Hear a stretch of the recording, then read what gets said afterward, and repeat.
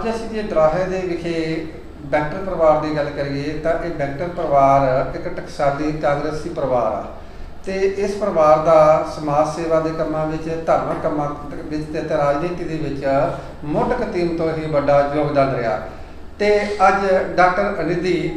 ਨੇ ਇੱਕ press conference ਕੀਤੀ ਆ, ਉਹ ਗੱਲ ਕਰਦੇ ਹਾਂ ਡਾਕਟਰ ਸਾਹਿਬ ਨਾਲ। डॉक्टर जी, आज का की मुद्दा इस कॉन्फ्रेंस में बुलाने का? देखिए, हमारा मुद्दा डेमोक्रेसी के डिस्क्वालिफिकेशन के ऊपर है, क्योंकि डेमोक्रेसी खराब हो रही है। जैसे हमने देखा कि राहुल जी का डिस्क्वालिफिकेशन हुआ as a MP from parliament just within 24 hours of a court verdict, that is something that has actually jolted the nation, because this is something we didn't think this will happen, this was not anticipated. और हो क्या रहा है कि जनता को समझ नहीं आ रहा कि इतना फेयरफुल एनवायरनमेंट क्यों हो रहा है, जबकि हमें ऑपोजिशन चाहिए। ऑपोजिशन जब तक नहीं होगा तो हम किसी भी सिचुएशन के प्रॉज एंड कॉन्स वे नहीं कर सकते और कोई भी पॉलिसी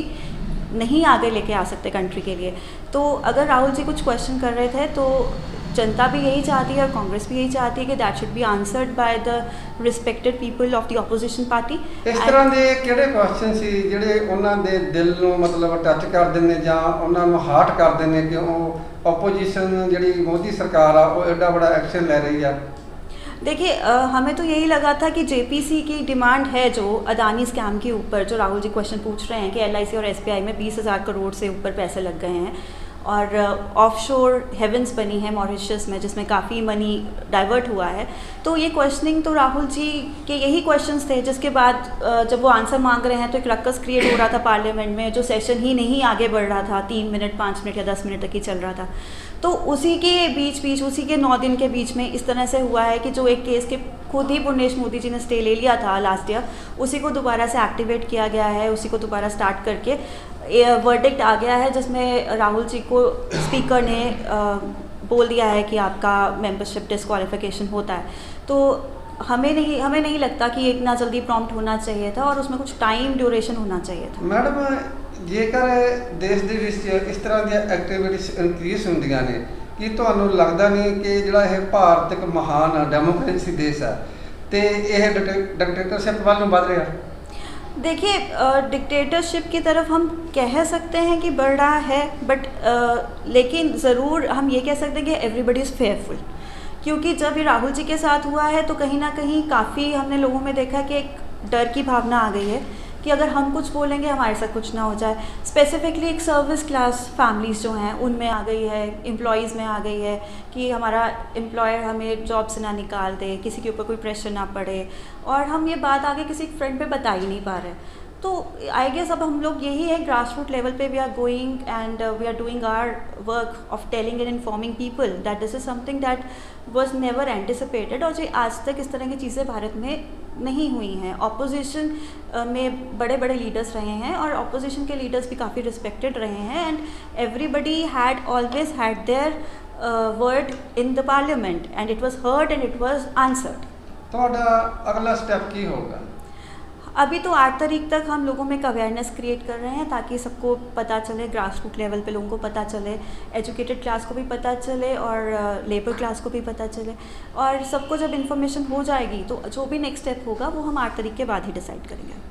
दुनिया ਦੀਆਂ ਨਜ਼ਰਾਂ ਸਾਡੇ ਭਾਰਤ ਦੇਸ਼ ਦੇ ਹੁੰਦੀਆਂ ਨੇ, ਉਹ ਇਹਨੂੰ ਮਹਾਨ ਡੈਮੋਕ੍ਰੈਟਿਕ ਕੰਟਰੀ ਮੰਨਦੇ ਨੇ,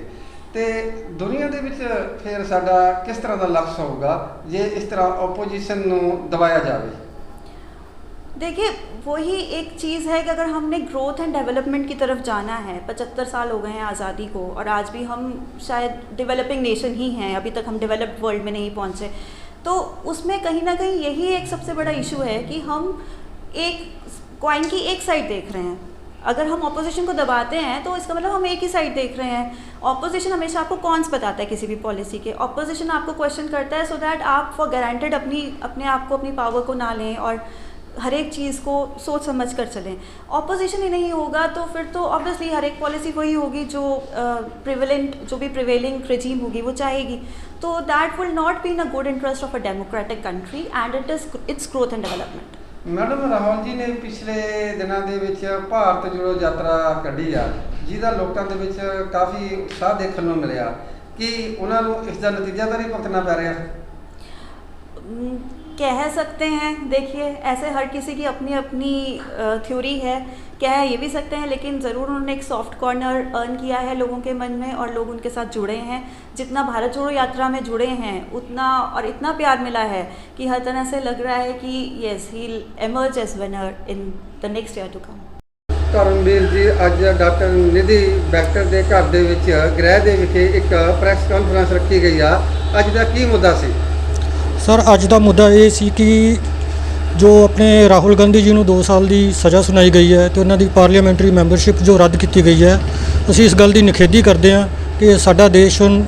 ਡੈਮੋਕ੍ਰੇਸੀ ਨਹੀਂ ਜਦਕਿ ਡਿਕਟੇਟਰਸ਼ਿਪ ਵੱਲ ਵਧ ਰਿਹਾ ਹੈ। ਇਸੇ